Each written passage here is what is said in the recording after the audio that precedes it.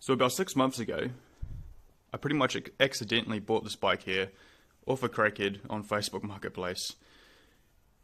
So I saw this listed up about 6 months ago on Facebook Marketplace. It was about $400 or something, and it was a good deal if it was a running bike. It looked way better than this in the photos. I mean, this thing's an absolute turd. So I jumped inside the Falcon, drove all the way down to Featherston from Palmerston North, and by the time I got there, I'd already spent $100 on fuel, already gone through the effort of driving for an hour and a half, 2 hours, and I was greeted by this massive turd of a DR200. So I told him with some quick negotiation skills, I pretty much told him, hey mate, this thing's a pile of shit, and I don't even know if I can rob any good parts off it. I said, I'll take it off your hands and make the problem go away for $200. Because he was trying to get out of his house because he'd been kicked out of his flat or something. So I loaded this up into my trailer and took it home with the intention of parting it out and selling the parts. I could probably sell the engine for a couple $100, or sell the wheels for a couple $100, and make my money back. But upon further inspection, the condition of the bike was a lot worse. I couldn't even sell the wheels because all the spokes were rusted, and they'd come loose and then the nipples had rusted, so I couldn't do anything with the wheels. The fork blowers were in shit condition. The forks were a little bit twisted. The engine is in a unknown condition. It just had a little rag stuffed into the spark plug hole. Obviously it stopped running, and then he couldn't work out why it wasn't running, but it's pretty obvious when you come over here and look where the rear wheel had collapsed. The rear suspension had collapsed, and it had eaten through all the red mud guards and then ate through the wiring loom, so obviously it's not going to get any spark if your wiring loom is chopped in half. But anyway, I think this one here is actually the main power wire. So yeah, that's why it's not running. And this bike here just got left aside at his house, put under the eaves by his little flat, and then I came and bought it, sort of unwillingly, but had no choice really. I'd already driven down there. So I didn't know what to do with this bike, but a couple of days ago my workmate came up with an awesome idea to turn DR200s into little mini supermotards, because we can get a hold of them really cheap for our work, and we've got all the parts that we need to get a hold of to make them. So I'm going to completely strip this thing down, put it onto a set of 18-inch rims, which is a bit of a strange size, but I've got some reasoning for that, which I'll tell you in a minute. And I will make this thing a bit more sporty, do a bit of engine work, carb work, and make a little fun toy for the street and just ride it on the road. So with the wheels, what we're going to do is this here is a front wheel, which is usually a 21-inch front wheel. I delaced it, and I'm going to respoke it to a 18-inch wheel, which is the rear rim. So this here is a 18 by 1.85, and that's going to be the front wheel. So this front hub is going to be matched to the rear rim, and I'm going to have myself an 18-inch front wheel. And so this is what the front wheel usually looks like, and then this is the rim size it's going to be turned into using this front wheel hub, which I've got a hold of. And then for the rear wheel, I'm going to purchase a 18 by, I think it's 18 by, so this is 18 by 1.85, and I think I'm going to buy 18 by 2.15 from memory. So it's a slightly wider rim, and then we can fit a slightly larger profile tyre on it without pinching the bead down in the middle. And you might ask why we're going with 18-inch rims, and it's basically a fact of we want to try to reuse the rear rim just for the sake of a bit of simplicity and cost savings at the moment. And also we can get pretty good tyre options in 18-inch, because a lot of old sport bikes came out with 18-inch wheels. So there's a lot of good sticky tyres on the 18-inch side. And I'm also thinking 18 inches will be a good balance of ground clearance and flickability with the thinner profiles, versus having a 17 where the bike will be sitting down a bit lower, even again, which is going to be exaggerated by the DR200 soft suspension, which I can't do that much about at this stage. So it's going to be 18-inch rims front and rear, and probably a set of Pirelli Phantom sport tyres. just for the sake of giving an idea about rim sizes, this bike here is a 1980 something CB250 RS, which a lot of people raced back in the day as like a bucket type racer or just small displacements racing. So this bike here runs 18-inch wheels front and rear, and they're both 18 by 1.85. The DID rim, 18 by 1.85, and it's running a tyre of this profile on the rear and a tyre of this profile on the front using the same size rim. But the difference is going to be, I'm going to be using the 18 by 1.85 on the front on the DR, which is the same rim as this, so I can get tyres similar to this, or even better, because this thing's made in 2002, this tyre, and it's an old school style. So I can get a good tyre for the front, and for the rear I can have a slightly wider rim, and I can squeeze on a slightly wider tyre. So it would be a slightly wider and slightly better profile tyre than this one here, which is also an old school tyre, and made probably about the same time as the front one, which is 2002. So yeah, 18-inch rims would be quite interesting on the DR200, and we'll see what it looks like soon when I have them on. So I'm going to have to delace this rear wheel and pull the tyre off it, and then I'll start to relace the front hub into the rear rim. I'll do that later. I'm still waiting on some tooling to redo the lacing, so for now I'm just going to strip the engine out of this frame, and I'm going to pull it apart and rebuild it, because it's completely unknown condition. I wouldn't be surprised if the dude was running with no oil in it.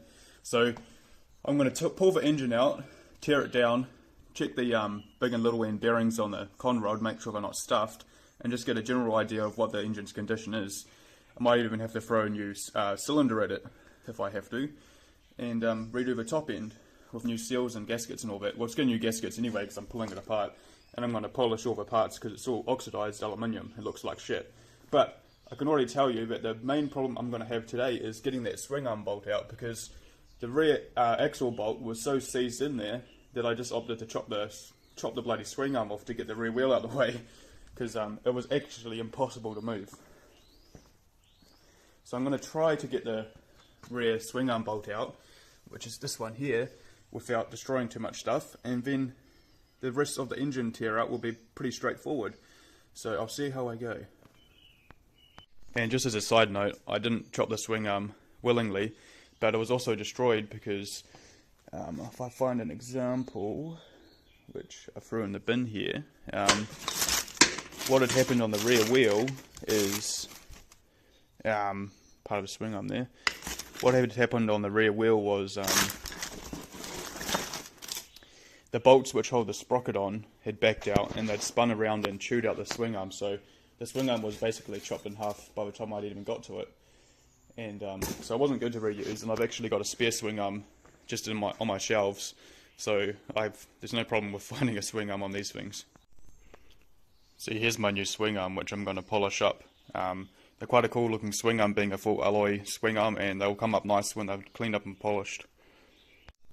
So I may as well get the fuel tank out of the way while I'm waiting for my rattle gun to charge up.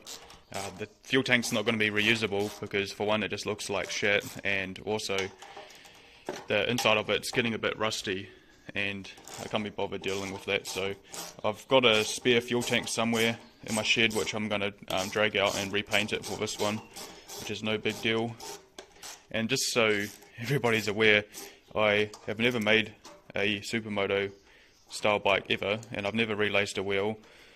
I know a little bit about geometry with the suspension stuff, so that's about it really. I don't know what I'm doing, and if I fuck it up, then everybody's gonna be around to witness, which is all part of it, I guess.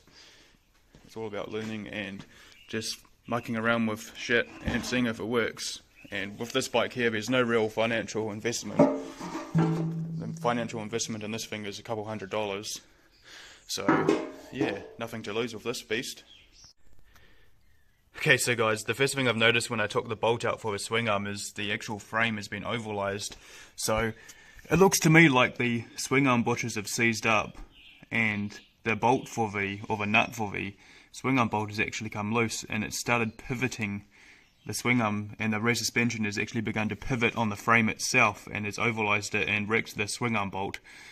So that pretty much renders this frame stuffed unless I fill it with weld and re-drill it. Otherwise, I could make a sleeve, or I could even just use a different frame, which I also have, because I seem to have 1,000 million DR200 parts. So yeah, it's luckily I've got another frame which I can chuck all this stuff into, because can't really be bothered dealing with that. And also the frame is a bit bent, so yeah, pretty much the only thing which I can use out of this bike is maybe the engine, which is in unknown condition. What a turd of a bike. So I'm probably going to have to put a bit of heat onto the bolt area to get it out, to help free it up, but I would rather not catch everything on fire, so to mitigate that a tiny bit, I'm just going to rip the carburetor out and get rid of the airbox. So I'm going to have a big butane flame right there in a minute, and I'd rather not catch everything on fire. So I've managed to pull the airbox out and the carburetor and move some wiring out the way, and everything is a little bit more accessible for the butane flame, which I'm going to put on there to warm it up.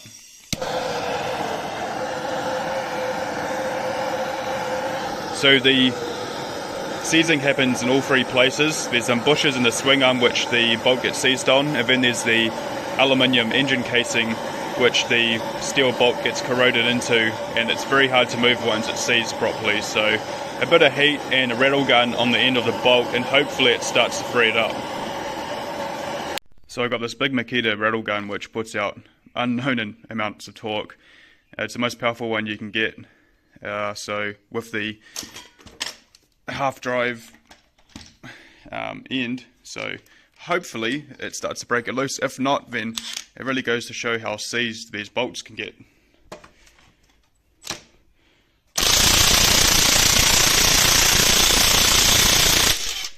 Doesn't even want to think about moving at this stage.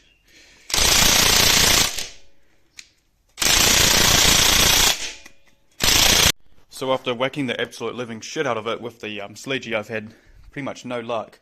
It hasn't even moved a tiny bit, so I'm gonna have to... Well, I pulled the bike upside down, as you can see. It's kind of a metaphor for how this bike is turning my life upside down right now. But what I'm gonna do is I'm gonna chop the swing arm out, because it's been cut already, and then I can actually remove the engine.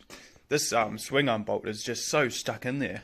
And the only way I think I'm going to get it out of the way is if I literally chop the bloody thing off. Like, chop the whole swing arm out. Because, yeah, I've been whacking this swing arm bolt with all the force I can, and I've only got it to move about a fingernail of movement. So, yeah, I haven't had much luck at all. I might try whacking it a few more times, but if not, I'll put the bike back upside down like this, and I'll just straight up cut the whole swing arm out and then cut the bolt out, because yeah, it's really seized. So I had basically no luck smacking that swing arm bolt out, so I've got the engine back upside down, and I'm just going to start unbolting it and see if I can come up with a different plan, whether that means chopping out the bolt or even just chopping out the frame, because I've got a perfectly good frame which I'm going to swap all the parts into anyway, and this frame doesn't really matter, it's just scrap steel at this stage. So after a lot of effort and actually time, as you can see, it's actually dark outside now, so I actually ended up having to cut the frame because the swing arm bolt was just being too much of a pain, and I'm in no real need of this frame anyway, because I'm swapping it into that black frame right there instead. So this frame is just scrap metal, and it's going to go to the scrap yard. I've got the engine out. That's all I really wanted to do today, as well as I'm going to have a big tidy up over here and maybe start pulling some more parts out of the frame, like the forks. But here's the engine. In the next video I'm going to be tearing this thing down and fully rebuilding it, so yeah, it'll be quite an interesting video on the next one, and stay tuned for the DR200 Supermoto build, a funny little thing which nobody else has ever done, I guess. It'll be quite cool. And yeah, I'm quite well aware that the DR200s aren't really the perfect bike to base a supermoto off, but the point of this build is really just to have fun, and at the end of it we're going to have some pretty fun little DR200s that we can just rip around the street on, and probably keep up with the big bikes in the corners, because we plan on getting them handling pretty well.